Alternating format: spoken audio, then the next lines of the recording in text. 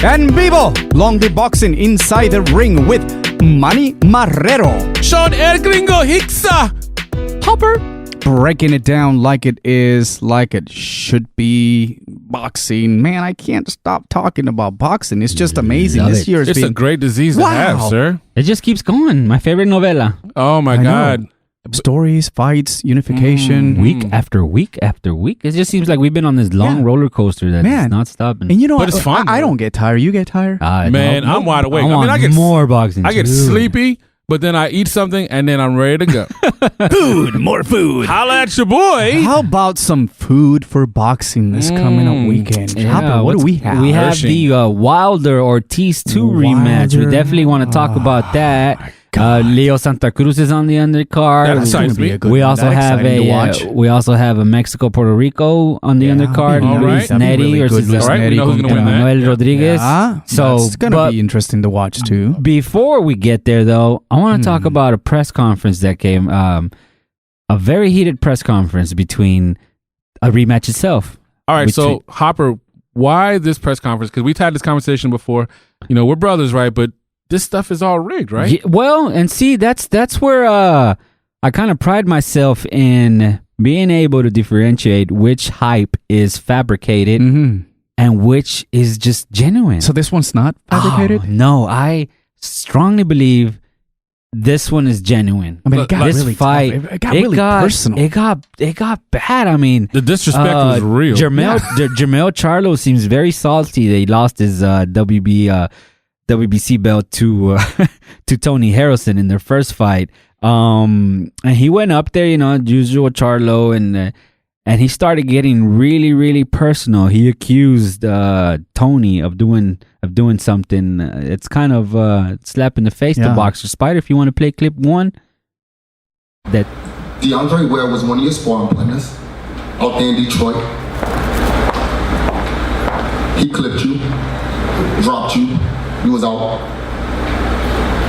Maybe you have to regroup in your mind. Keep it real. wow. Accused him of faking an injury.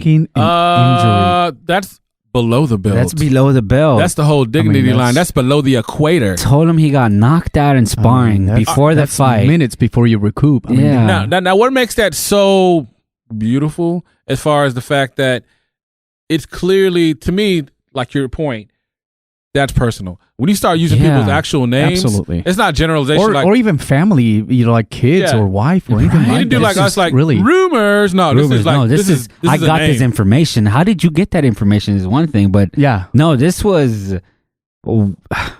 faking an injury because you got knocked out. And he told him that he had his ankle. He needed surgery, but he never got it. And just.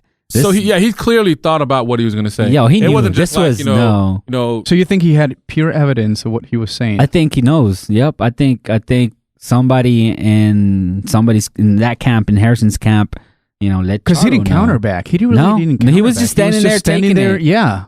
But when he did take the podium, though, Tony didn't stay quiet. He had some venom of his own. Spider, if you could play clip 2, he had a lot of venom. Wow. To say to Charlo. And You got somebody from Detroit, dog.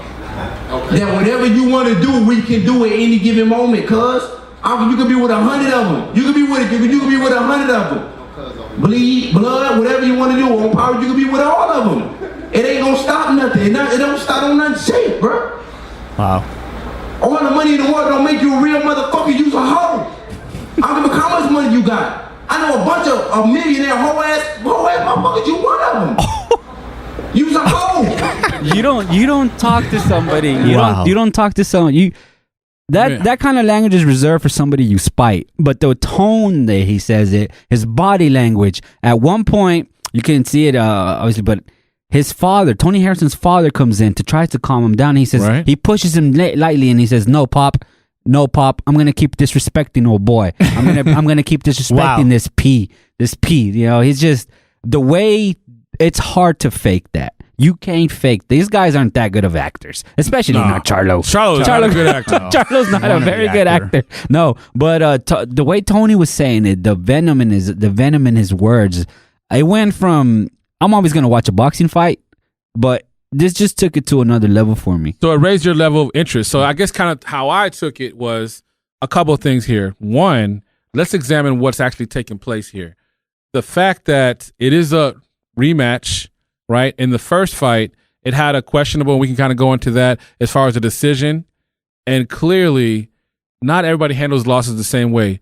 Charlo is struggling with the loss. Big time. Yeah. And I mean, again, he hasn't gotten over it yet. No, he is not. And, Never not, has. and one thing, I'm gonna call him out on it. Both of them, Charlo's, more specifically Jermell, not very personable. I mean, I ran into him at the Charlo Adams fight and just completely ignored me. I mean, I was there, trying to ask him just a regular question, how you doing? Nothing, just no response, and just even when he was at the Spence Porter, they were the only ones refusing to take pictures with fans, and they were just just being I don't know, just I can't. That happens. I mean, we've touched on it before. I know, Manny, you talked on it as first.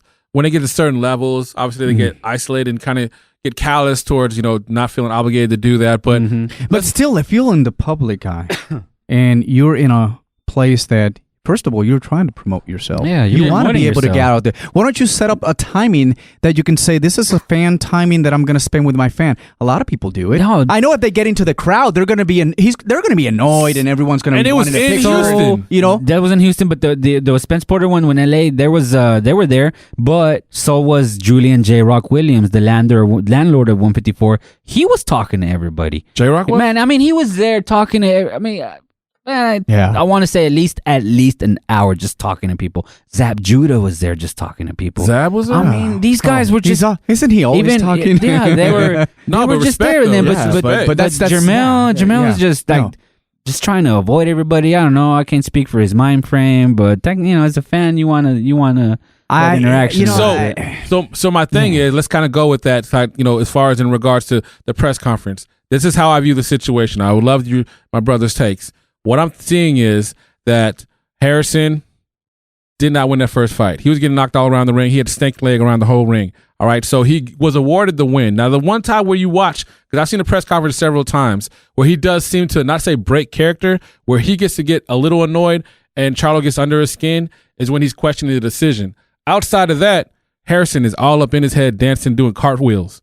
Seriously, if you go back and watch the press conference, the only time it seems like that Harrison kind of breaks as far as I'm in control of this is when anyone, not just Charlo, questions the decision. And he'll go to, 3 judges scored it the same way, not the same rounds, but the same way. The same way. Right. And, I clearly won, which is not true. So the funny thing is that if you're Charlo, the decision didn't go your way, but clearly you can shift the tide if you get your focus back. How that Harrison was able to pick up that, I never want to say somebody's weak-minded, but potentially can be bothered as far as certain things can kind of get to them. He's so in his head, he's in his head, completely. As far as this is psychological warfare, and Charlo is losing. Yeah, he's losing, and they don't have a lot of temper. No, they seem always on. They seem to be, and I which works in their favor sometimes, right? It does, but it doesn't attract. I'm gonna be very honest. He most likely he's going to win, Charlo, but I'm not on the level that he is right now. You can't relate to him. I'm not his fan. Yeah, I'm not his fan. Me either. I'll watch him just to watch a boxing fight because we love boxing. But I'm gonna be very honest. We break it down like it is, like it should be. I'm not necessarily. I'm not. It's just not my type. No, honestly. And hey, we're from Texas, and we're from Texas too, and he's from Houston, and it's just. And guys, don't take it wrong. We're not disrespecting the sport or disrespecting the hard work he puts every day. Yeah, they've accomplished a lot more than we have. I'm just saying the personality. Go out there. I mean, we just interviewed a 17-year-old kid. He's not even there yet. He's just a prospect. And he's so happy. And you heard all the interactions and ready and opening. I mean, and I'm sure he's not going to change. It's going to adjust, and it'll be a little bit more difficult to probably get him in an interview, right? But he's going to adjust, but he's still going to be in the public. That's the people's champ. He's not a people's champ. Nope. No way. Not at all. So again, that's what I took away from it is that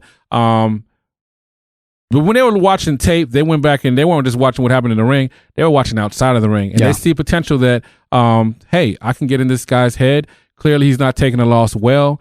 And to the point where Harrison is embracing, because I've seen on several interviews, actually an interview with Chicana Boxing, shout out to her. Chicana Boxing! Los Angeles, California. Los Angeles. Great interview. And one thing he was saying as far as like, yeah, I'm dancing all up in his head. He knows he is. He knows. Yeah, he knows it. And the thing is, he is. And the crazy thing about it is, when you watch the press conference, man, this sounds bad. And, he'll probably never want to do an interview with me, and I'm cool with that.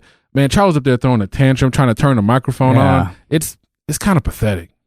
Yeah, very pathetic. Yeah, I'm just thinking like I would have called it. I would have called it the Charlo show. Oh, man. But gone disaster. It was. I mean, here's the man. You guys see it for yourself. I mean, watch it. You heard part of the video, but hey, just Google it. You'll see it if you haven't been up to all the news and everything like that, and you'll see what we're talking about. You know, one guy who is personable though, Deontay Wilder. Oh yeah, and he has a match coming up, a rematch. He likes attention, especially these days. The Bronze Bomber. He's going to take on as a guy that almost took him out in the first fight. Man, let's talk about that one. So King Kong Ortiz, the rematch. All right, one of the low moments of me following boxing, and there's been quite a few. I saw King Kong Ortiz when I was at the Pacquiao Thurman fight. He ran to the elevator and he got away from me. I couldn't catch up. Well, yeah. So King Kong Ortiz, yeah, he might be 48, whatever. No one really knows because of no birth certificate. But hey, I think that he's Cuban. Yeah, he's Cuban. Yeah, he is. Mm-hmm. But I think that he's definitely the better boxer. Way better boxer. He was boxing socks around. Am I here an upset or just no? Oh, we'll get there. Okay. We'll get there in a little bit. But let me just kind of walk through as far as what my experience of what I saw the first fight. So the first fight, I saw that Ortiz was clearly in control as far as boxing, keeping the distance, the little short pops as far as like the hooks and jabs and the accuracy. And I mean, then also too, there was a lot of, it was kind of ugly in the beginning, like from the first to the fourth. And then he got dropped. Ortiz, yep. Yeah, so how do you think that happened? Because like watching, I've seen it several times. He said he got gassed, but I mean, was it just the shot that Wilder landed? That's the greatest equalizer in boxing is the power. And then it's been quite a few people that outboxed Wilder. And then Fury? But he had Fury, El Gallo Negro. He was boxing him too. But Wilder has that superhuman power. And if those punches land, even if they block, like with Bermain Stavern when he was trying to block them, that still hurt. So, and that's the power of the bomb squad. Yeah, it really is. So there, and also too, people forget as far as like it was, kind of ugly in there, but it worked to the benefit because it's always going to be, when there's infighting and things like that, the pure boxers are going to stand out, and they're going to have the ones that take the advantage of the situation. What Wilder's trying to do is keep his distance so he can land that power punch, and he did.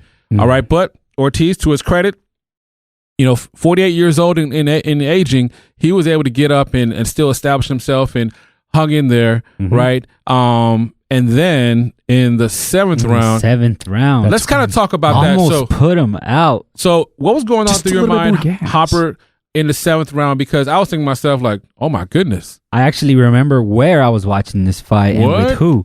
I was watching it was one of my good friends' birthdays. Shout out to you, Juan Ochoa. Shout out, Juan Ochoa. We were watching it at his house. They're not boxing fans, right? But I told him, okay, shout out to the casual. I'll go to your party. But you gotta get boxing. I gotta watch this fight. That's a good rule. And he goes, yeah, I got you. We brought a TV to the kitchen. We watched it. These guys were like, who's fighting? It's the heavyweight champion of the world. Deontay Wilder is fighting Luis Ortiz. They started calling him Wallace. That's how casual they are. Like, Waldo Wallace. Is that a Walder? No. Where's Waldo? Where's Waldo? But no, after the fight, they loved it. They want to watch this rematch. They're excited for it. And that's how.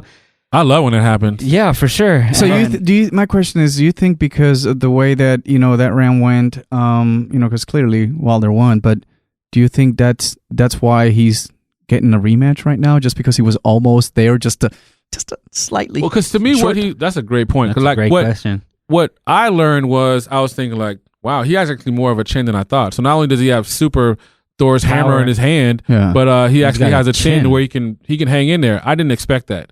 So that surprised me from that perspective, and that he gutted it out. I mean, he gutted out the win. So that really kind of changed my opinion of him as far as like that's even more dangerous. So he has a chin and power and fake superhuman power. So he is worthy of saying the champ. So like he's not just a knockout artist. I mean, yeah, that's what he does. But having a chin, that does separate him, and that's why he's at the level he's at. All that being said, and Ortiz is clearly the better boxer, and not contradicting myself. It's not even the same level. Let me interrupt you here for a second. So when you say that Ortiz is better boxer, what are you referring to? Just overall, everything. hand speed, skills, technique, footwork, just everything is throwing hands together. The only thing he doesn't have is power over Wilder. Yeah, Wilder has the power, but he's a heavyweight though, and he is. Yeah.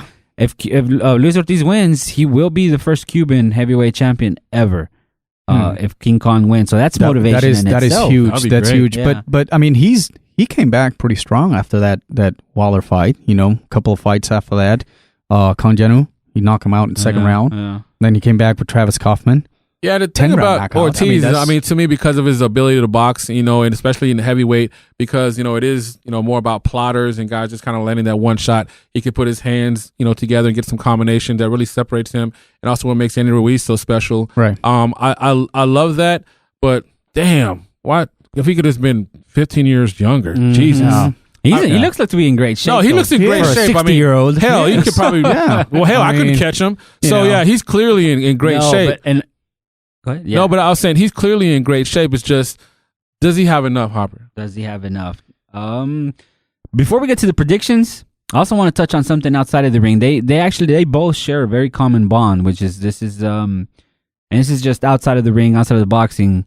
Wilder's daughter, Naia, she was born with spina bifida.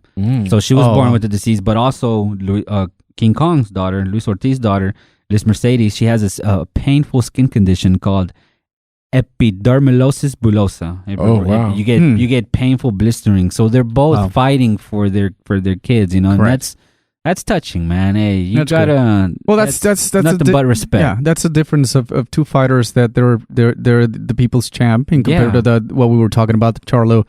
Hum and his fiasco, but this is totally different. We don't need to go into a scene to to promote. No. I mean, Pacquiao's never done anything. No. And he's another cash cow. He's a Philippine cash cow. Nope. So, the thing about it is both these guys are respectable, their brands, their names. They don't need the theatrics. I think that the fight for itself, I'm interested from this standpoint, that I do have a high respect for Ortiz, and then obviously the heavyweight division is clearly back, and I just kind of want to see where the chess pieces are going to fall. I mean, after this fight, we can talk about as far as the PBC, and they're trying to really establish themselves as being on their own brand. Completely. They don't want to play. They don't want to play. They play along. They kind of want to do their own thing.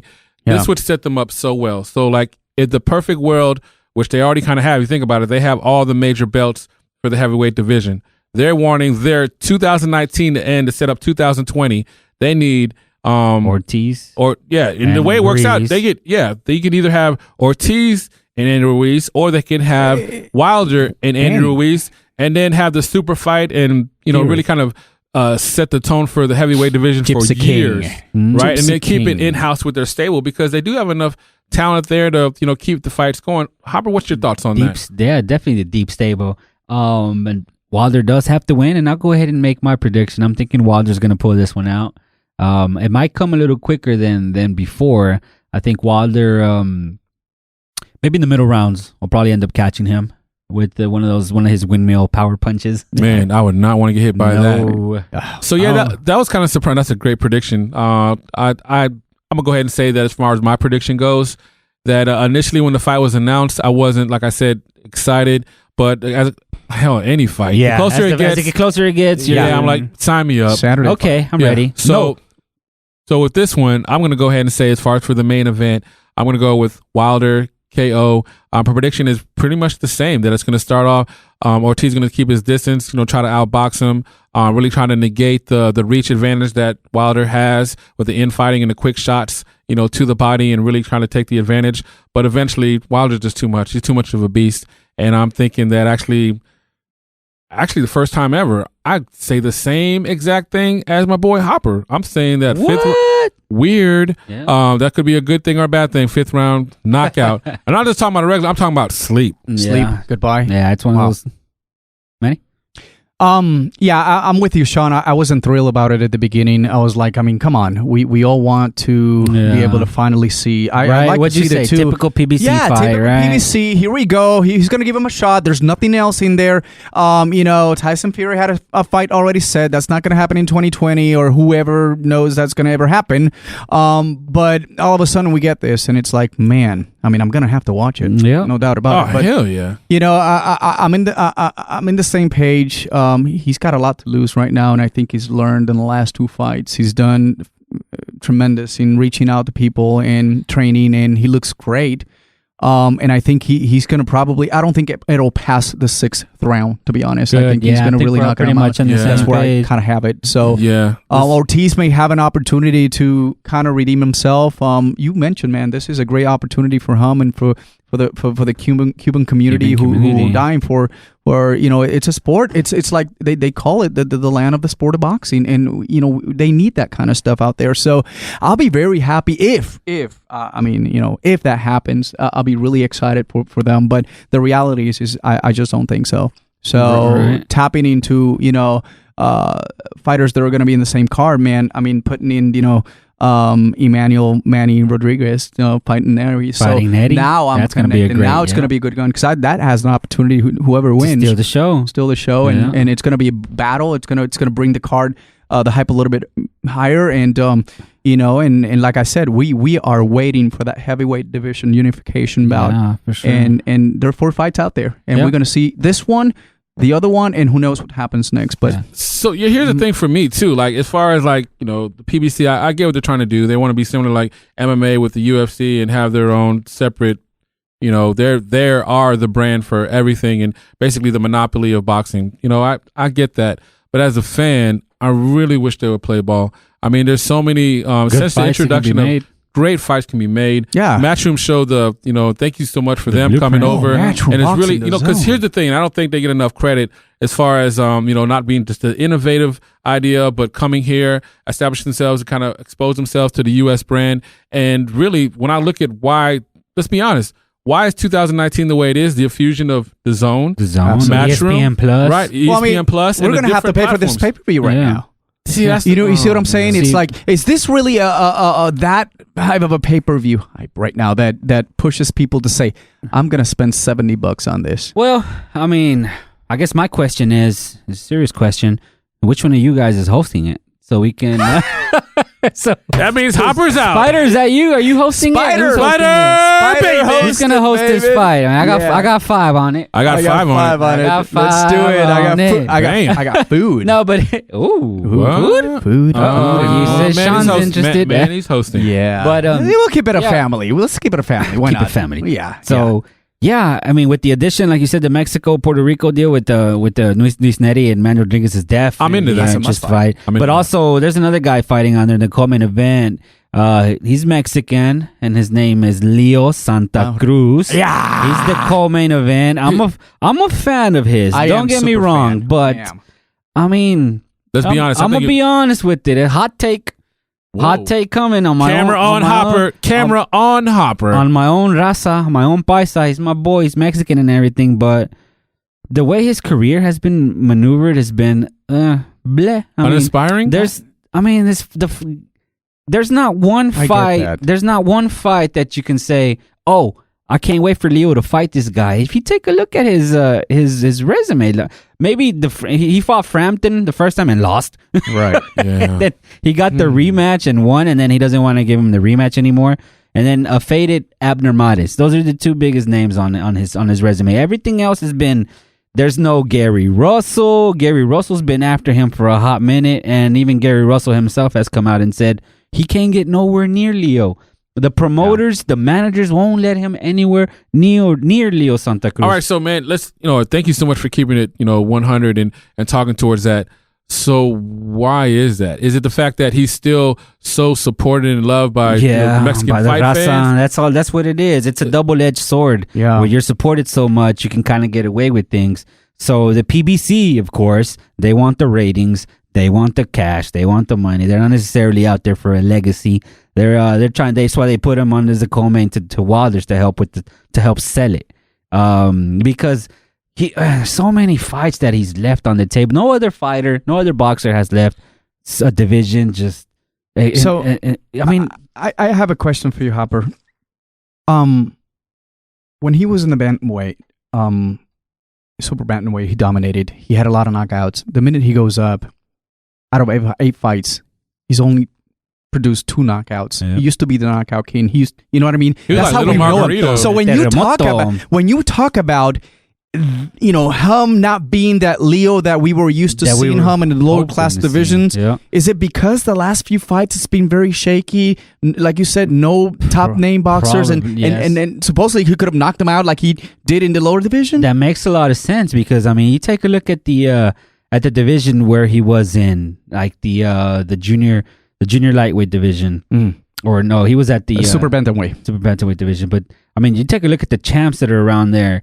The junior lightweight, super featherweight division, because he's going to be debuting there, right? And that's going to be his initial fight. I mean, the WBO champ is Jamel Herring. I don't think he wants anything of that. No. The IBF champ's Tevin Farmer. Yeah. No. The this is another. El Alacrán Beltrán. The Alacrán's the WBC champ. Happy birthday, champ! Happy birthday! A couple days ago. And then Leo's going to be fighting for a version of the WBA belt, which is so stupid because on the same night,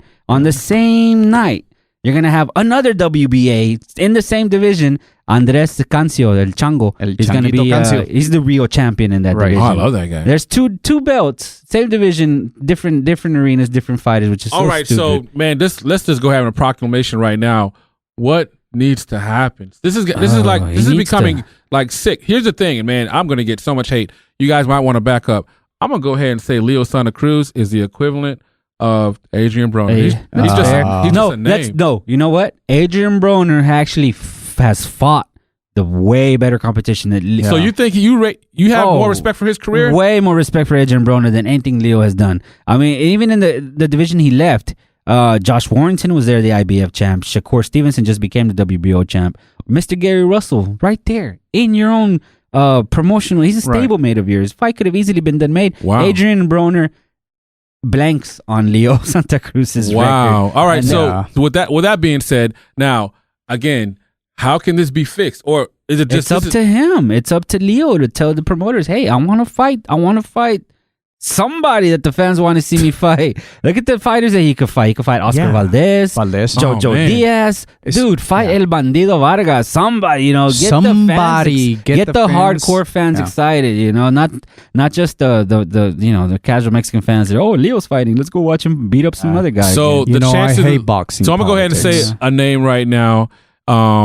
And out of those top names, are any of them possible? Like even Farmer? No, see, and that's another Travis thing too. Farmer? If you look at it realistically with the politics of boxing with the gym, he's debuting at the junior lightweight super featherweight division. Jamel Herring's with Top Rank, Tevin's with The Zone, even though Cancio's Golden Boy, Alacrán's Top Rank. So those are kind of hard to make. But Gary Russell isn't hard to make. I mean, he's not. Right he's there. He's there, and he's willing and able. I don't understand why I get Gary Russell fights one time a year, and he likes to harass old men. Shout out to he harassed his dad. Not shout out to him at all. That wasn't cool, man. Yeah, not cool about that. He apologized for it. Josh Warrington would be that'd be a really good European kind of Mexican. Josh Warrington's out. Oh yeah, he has his eye sets on Shakur though. So man, that'd be good. I know it's early to talk, but I feel like that's kind of going to be difficult to make. I don't know. No, I think that's possible. No, it's possible. It's possible because Josh, he's those UK guys, man. I gotta give them props. They're willing to fight anybody, anywhere.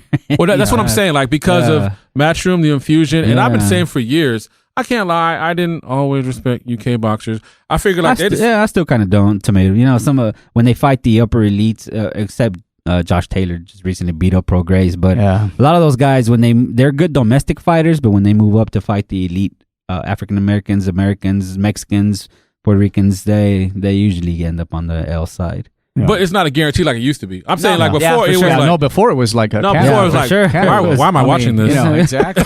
Yeah. Boxeo, but no, that's good stuff, guys. I mean, that's oh man, this is so great. And this is episode 20, right? Yep. Episode 20. All right, so just want to say real quick, thank you guys for listening. we're going to have an end of the year show. We're still looking to get that scheduled. But in the meantime, definitely like, subscribe, check us out on YouTube, watch the video. Please. Download the different platforms we're on. We're on Spotify. We're on Spreaker. We're on podcast. We're on Apple Podcasts, Apple, Stitcher, Google Podcasts, Castbox. Man, it's just a spider. What What's are next? the spider? I mean, what's next? Can you get us a heads up? You got iHeartRadio too. iHeartRadio and Vivo podcast. Incredible. This has been a great journey, guys. We're excited for everyone who continue to listen and to support what we're doing. Man, I want to send a big shout out to Mr. Hicks. Really? I want to thank him for all he does and supporting your family, everyone. Oh, yeah. Mrs. Hicks, Dad, Mom, your wife, everyone around definitely. the circle of what we're doing is this is amazing of all the things that, we need that close support, and we couldn't have done it for all the people that are out there as well listening and giving us a props up. So indeed. Yeah, absolutely. So shout out to everybody that supported us in the family. We know it's not easy, but they know they love us and they put up with what we love. Shout out to Spider, Mike Zavala in studio. Shout out to Chicana Boxing. Chicana! Much love for her out in Los Angeles, California, doing her thing. One of the best writers in the boxing game, hands down. Shout out to Christine in the ring. Christine, we'd miss you today. This is your spot. This is your spot chair's right here. I literally turned. We had to edit it out later, but I was crying. Very embarrassing. I was hoping that you'd be here so you enjoy the show. Yeah. I mean, what we look forward to having you back. Definitely shout out to Sweat Boxing. Hector, Eduardo, Listo. We love you guys. Keep doing your thing. We know 2020 is going to be awesome. We look forward to that as well. And shout out to Carlos Vincent, and you do great work, sir. Yeah, if you're gonna have holiday pictures coming up, if you want to remember your family, even if you don't like your family, get a picture with Carlos. Exactly. Get it done. Tigre, shout out to Tigre Promotions. Tigre Promotions. All right, everybody that's thought about us, shout us out. We appreciate it. Like us, love us. Think some more of us. Share us. Please. Yep. All right. So with that being said, Hopper, take us out for numero 20, sir. Check out the shirt, baby. We are 20. Soon. Episode 20 here. Gone. See ya. We out. En vivo. Deuces. Adios.